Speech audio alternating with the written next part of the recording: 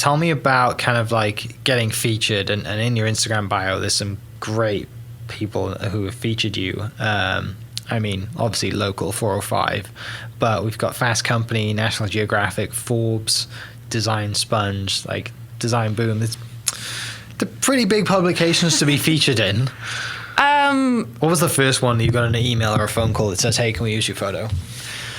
Well, the first couple publications I got was when I was an in-house photographer. Gotcha. But all of these have been since I've been out on my own. Mm-hmm. And believe it or not, the first one that contacted me was they've all actually been kind of a surprise. I haven't submitted for the majority of these, but National Geographic was the first one whenever I went freelance, and I didn't believe that it was real. It was funny. My husband and I were actually in DC, and we were on our way to National Geographic.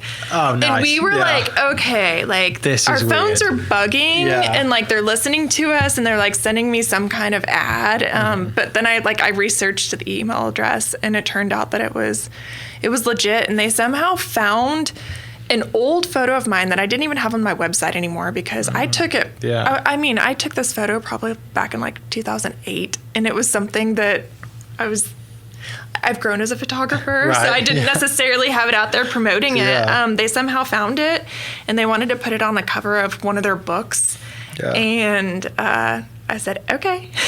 Right, you're like, this is the best surprise ever. Absolutely. After you figure out that you're not being spammed. Exactly. Of course. That's cool, though. And is that kind of, like you mentioned, they've all kind of been a surprise.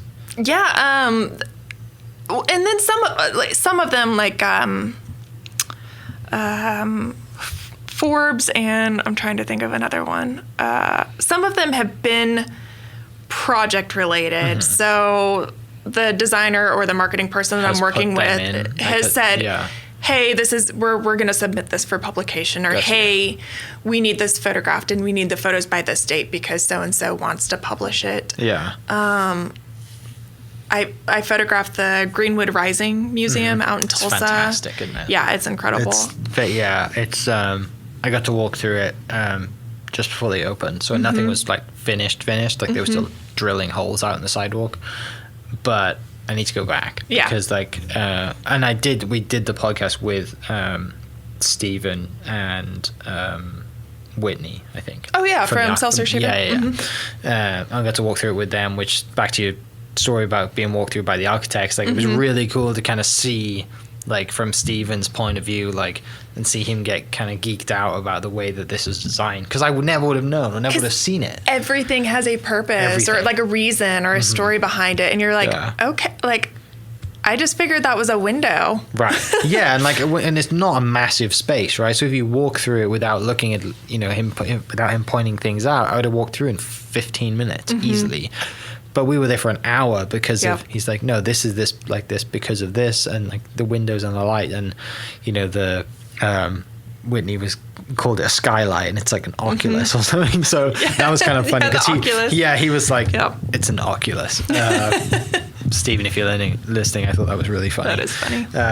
Tell me about this house in Norman. That's the Greens Prairie House, because it's not a very big house, is it? But it's fascinating. It is not. I mean, it's two levels. Yeah. It is probably one of the more interesting houses in Oklahoma, but it was just designed by Herb Green. I don't know what year. It was in the 60s. Yeah. A lot of wood. A lot of wood. I believe they're cedar shingles. Yeah. Have you been inside of it? I haven't. No. Can you just go visit it? Well, you need to coordinate it with the owners, but they're really cool about it. It's just a residential kind of like someone owns this and you can. Yeah, a team owns it. I'm not entirely certain what they're planning on doing with it. They at one time had some ideas, but of course COVID happened and things have shifted. So I'm not entirely certain what they're planning on doing with it right now. Yeah. But my good friend was like, hey, we want to get this photographed. Are you, would you be interested? And of course, do you know anybody? Yeah, I jumped at the opportunity. Yeah, of course. And just walking through it. So all that cedar, you can imagine looking at that photo you walk through, and it smells like cedar all the way through the house. Like, it's just really incredible. My allergies would be killing me, I think, if I walked through.